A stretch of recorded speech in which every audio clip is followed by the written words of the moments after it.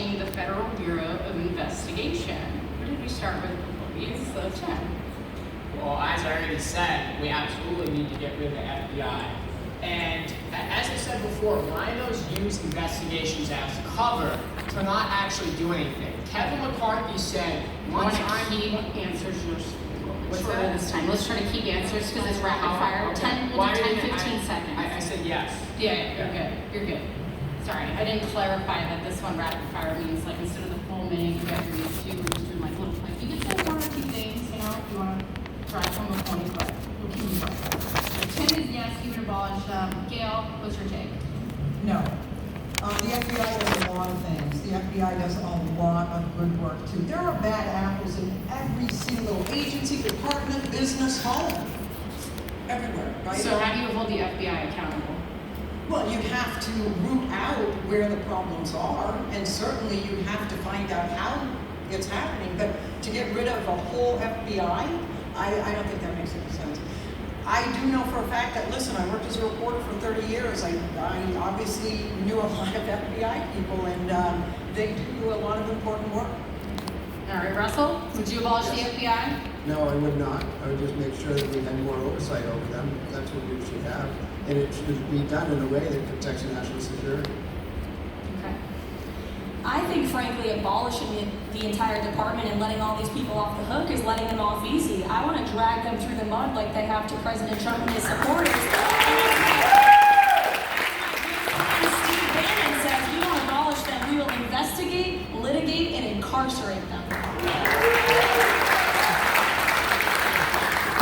Who should have the power to investigate them? Like, what does that look like? Congress, congressional Congress, so oversight. Congress Yes. should. We'll bring James Comey to the stand. We'll bring Merrick Garland to the stand. We'll bring all of Hillary Clinton while we're at it as well. Hunter Biden. All of these current actors who have been ripping us off. Let's bring them to Congress with strong supporters of liberty and freedom, firing questions at them as we have the opportunity to do in the Russia sham impeachment. Once you fire questions at people, though, does that lead to prosecution and arrest? I mean, how does that unfold? Like, if you subpoena them, you question them, but at what point does it lead to people being, people in the FBI that broke the law from being arrested? Similar to what happened with Governor Gretchen Whitmer, right, where the FBI helped facilitate the kidnapping of her, and a jury ended up exonerating the two people. Why has nobody from the FBI at this point been prosecuted for that crime?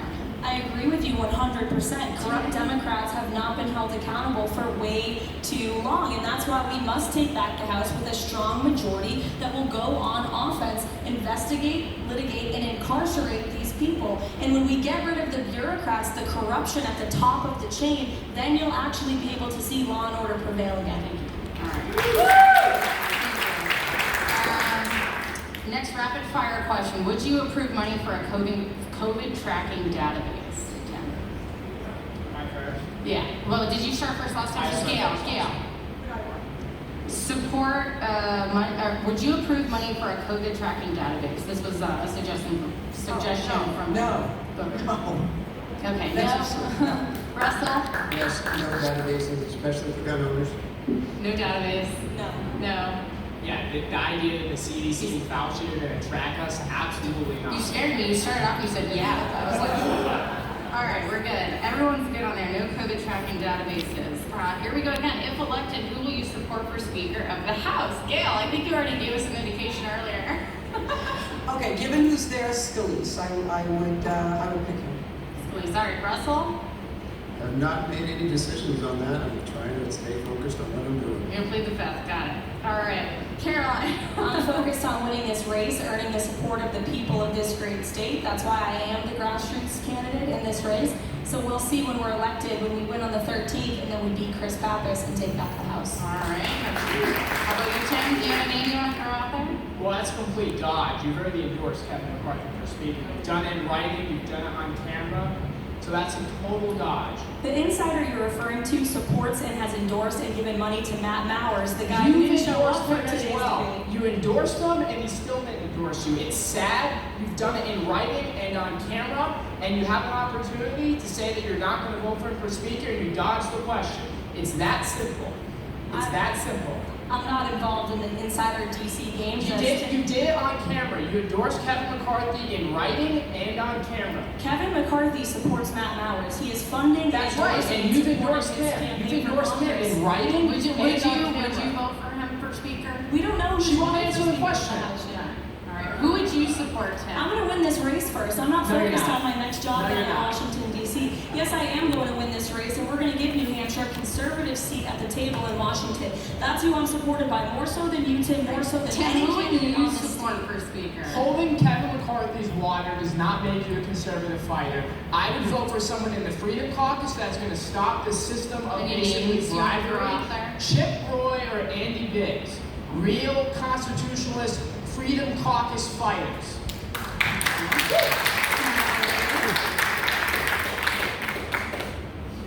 Let's see, next one. Have you seen 2,000 Mules?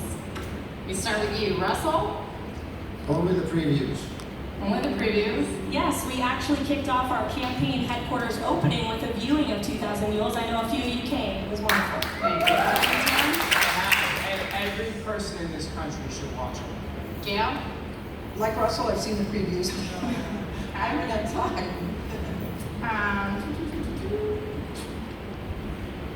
Should Antifa and or BLM be designated as domestic terrorist organizations? And we start with you, Caroline. Yes, they should be, not parents who go to school board meetings here in the state of New Hampshire. Thank you. Tim? Absolutely. Yes. Russell? I believe individuals, No, the organizations, the Antifa and or BLM should be designated as domestic terrorist organizations. no.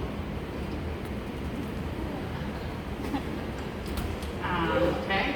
Would you support repealing or Section 230 protections for big tech companies? Tim? Absolutely. Yeah. Yes. Russell? Yes. Yes. This is a really rapid fire one. Would you be in favor of eliminating the filibuster if elected? Gail? No. No. No. No. Oh, that's good, everyone. All right.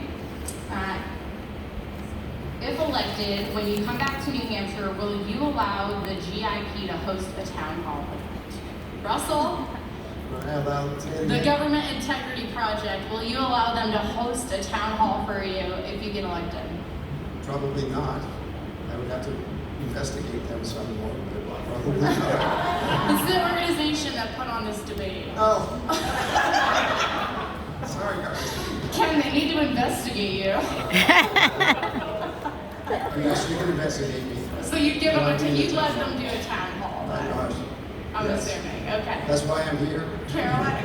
Yes, I would. And I'm proud to have hosted more events across this district than any candidate in the race by far. And they're all on our website if you'd like to join us at one over the next month. All right, Tim? Absolutely. I plan to be back in New Hampshire every single weekend, hosting town halls across the state. And Gail. Yes. Okay.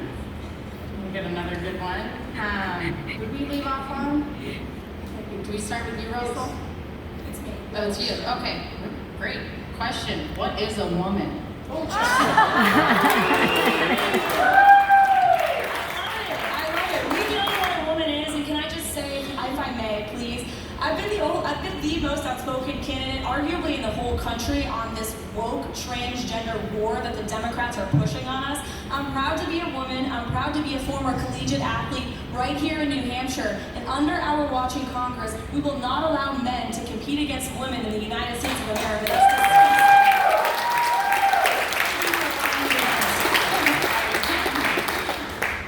We should all know what a woman is. This is the type of question where if you can't answer this correctly, you probably shouldn't be serving in Congress. And we must protect women's sports. Thank you, Tim. Yeah, what is a woman? I am a woman, hear me roar. I don't know if anyone in here remembers that song. But yeah, I am a woman. I am definitely the only one here that has given birth twice. So I have a uterus, and I'm proud of it. Russell, do you know what a woman is? I've been married for 40 years.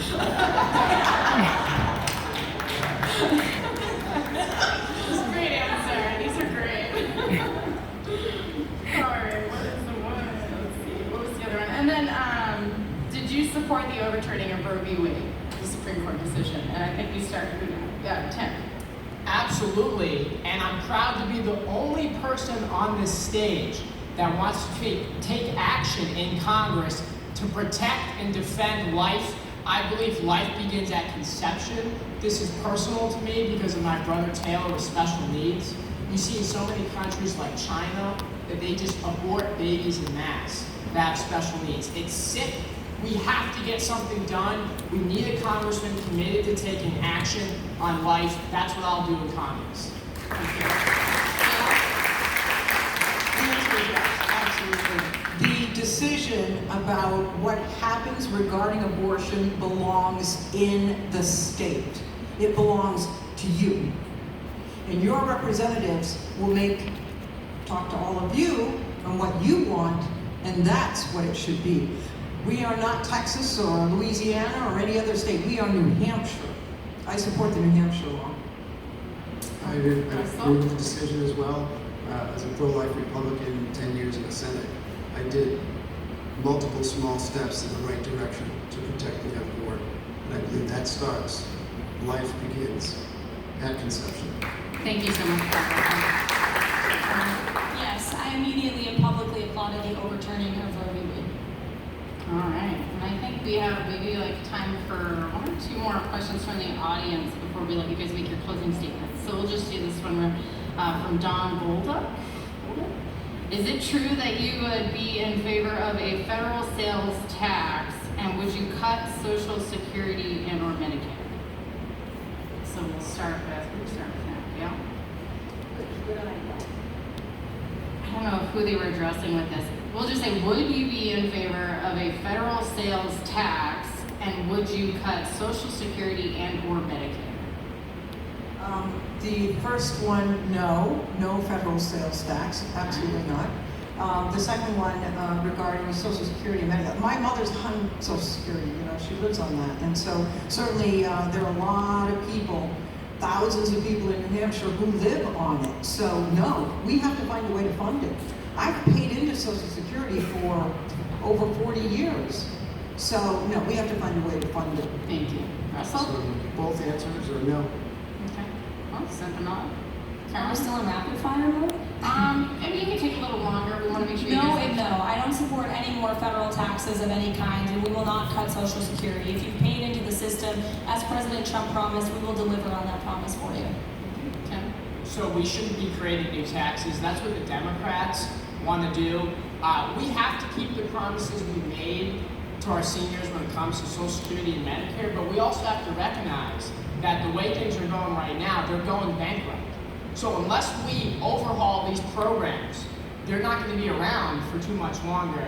We've got to make sure that all the commitments made, seniors don't lose one penny for Social Security, but younger folks like myself, they should have the option to invest their own money in personalized accounts, which will save our Social Security. Chris Pappas' solution, he's sponsoring the 2100 Act. It would be the largest tax increase in American history. So there's only two options. You either let Americans invest their own money in personalized accounts, or you raise taxes, and that's not a good solution to fix Social Security. Thank you so much, Ken. Ken, how much you guys get 2 minutes for your closing statement, so I just want to thank you guys for showing up here today, because I think it speaks volumes that you came out and actually addressed the people that you're asking to vote for you. So candidates that are not on this stage didn't give you, the voter, that courtesy. So let's just get that out of the way. Thank each and every one of you for joining me. And I know I'm a little tough on questions, but it's what I do for a living.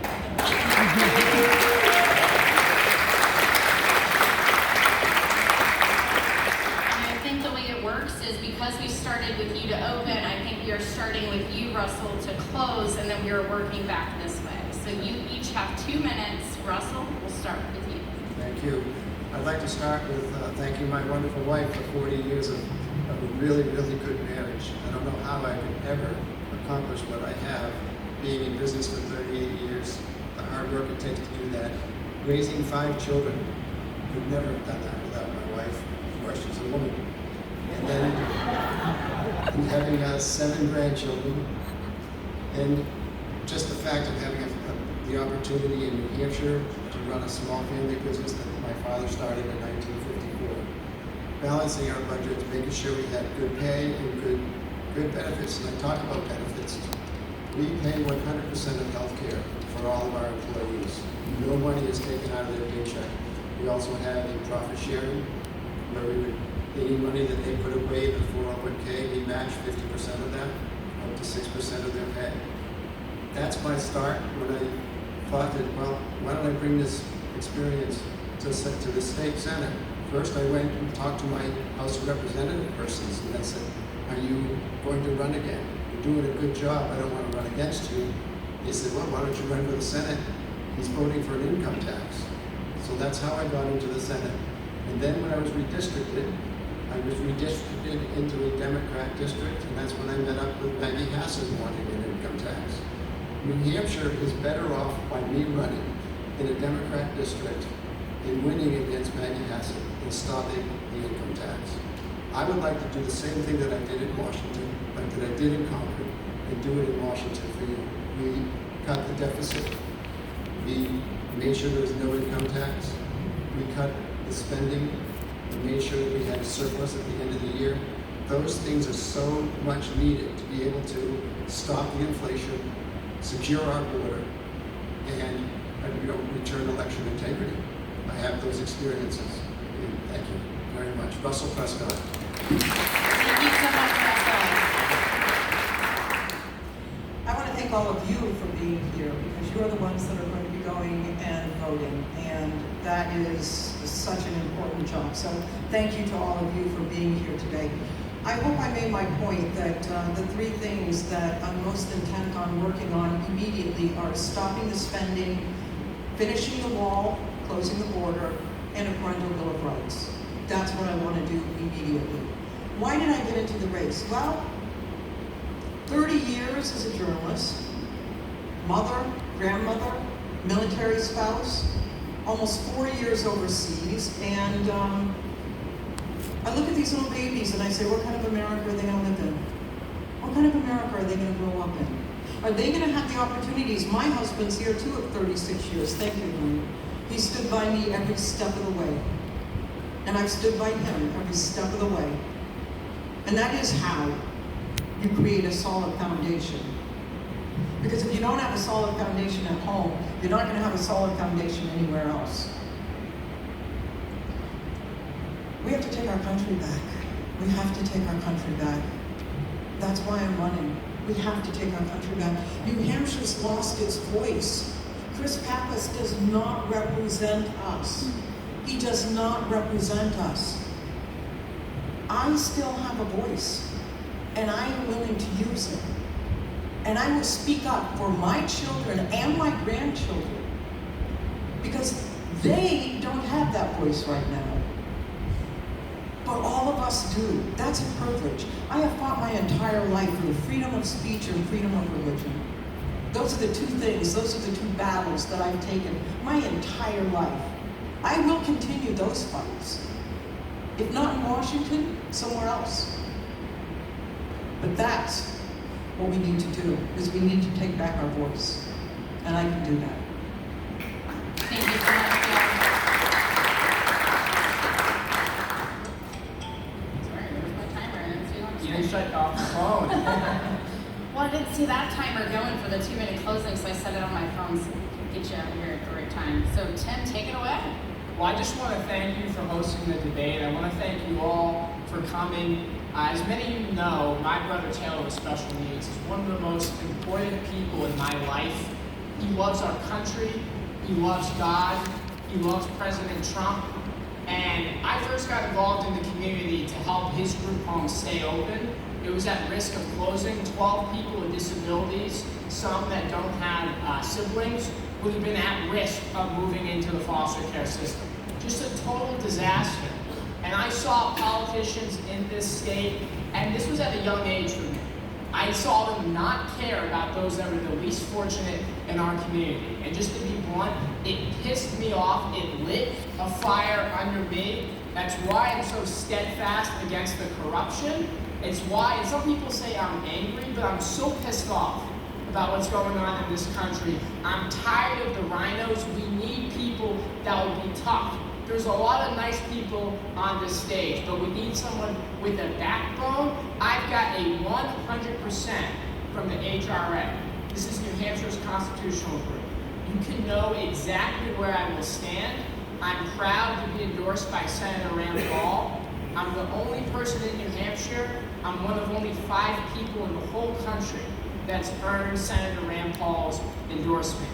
If you want a hardcore conservative fighter that will fight to annihilate the deep state, that will fight to purge every single last person in the corrupt swamp from our government, then I'm asking for your vote. Go to BaxterForCongress.com. Help me fight back and save this country.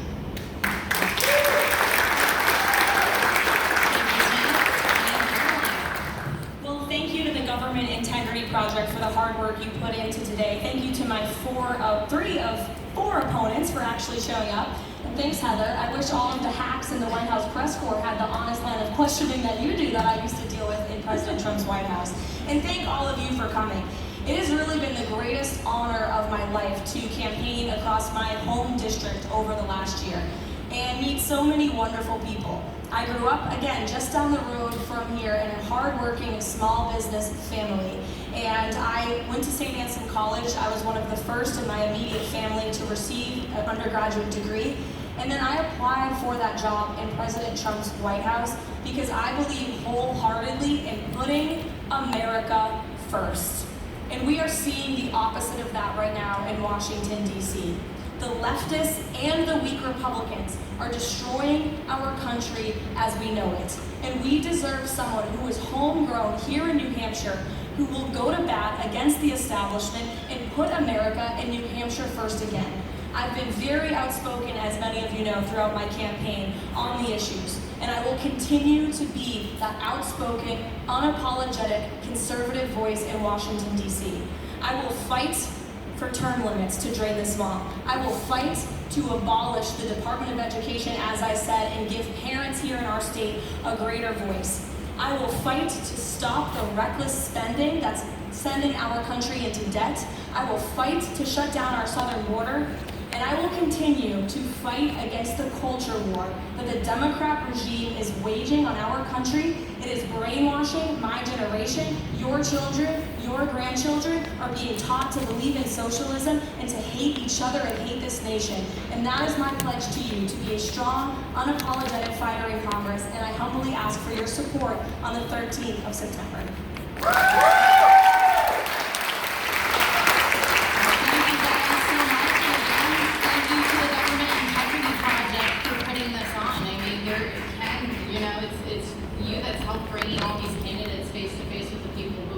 Going to be voting for them. So shout out to you and thank you for inviting me to have the honor of asking some of these questions on behalf of the residents and voters of New Hampshire. You're welcome.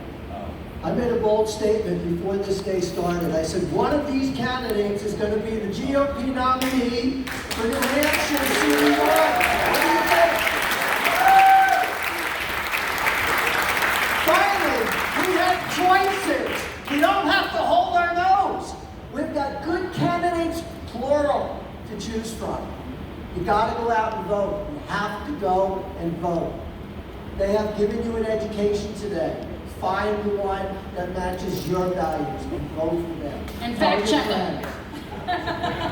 Tell your neighbors. What do you think about the job Heather did today?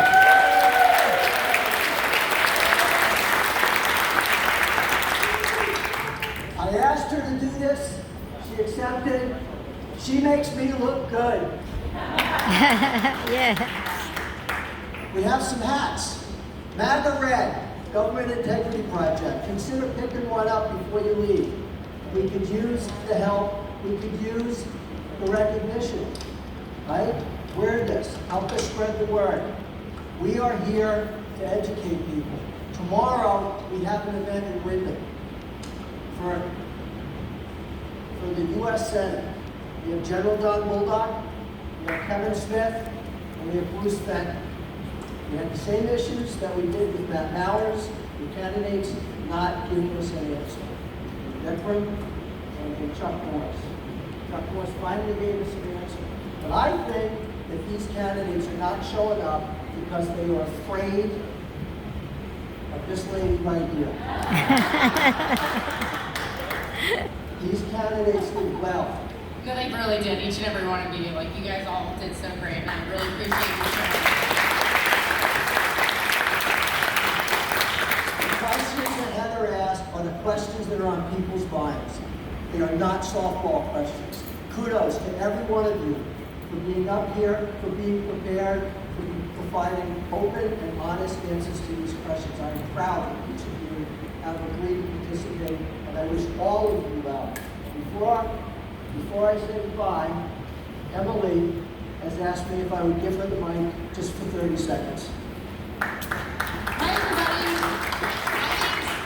My name's Emily Phillips. I'm a state rep candidate for Fremont, Rockingham District 7. I'm the Liberty choice. I think I'm gonna win. But anyways, I've been selling raffle tickets and we are at $461. It's gonna be a split 50-50. And I happen to have ripped off 4 sheets of 20 tickets for $20. And I'm wondering if each one of these candidates want to thank the Government Integrity Project and buy $20 in raffle tickets so we can get this kitty over $500 to support this organization. What do you guys say? Where's the money going? Government Integrity Project and half to whoever wins. There you go. Sold? All right, and then You we'll got us pull held the raffle in a hostage here. second. Give me 5 minutes and we'll pull the cash winner. Thank you. That's pretty funny. That's a rapid fire question, isn't it? Thank you to everybody for coming. Think about coming tomorrow on Windham. It's at 3 o'clock. It's going to be a great show. Heather will be there as well. We have great candidates. Thank you. Everybody have a great day and enjoy your weekend. Ladies and gentlemen, we just finished watching the debates, the U.S. congressional primary debate for District 1 that took place at the let's see, Grace Ministry International in Brentwood, New Hampshire. This is organized by the Government Integrity Project on Saturday, August 13, 2022. It takes place between 2 o'clock to 4 o'clock. Ciao Kelly from Love Media reporting live in Brentwood, New Hampshire. Thanks for watching, everyone. Signing out.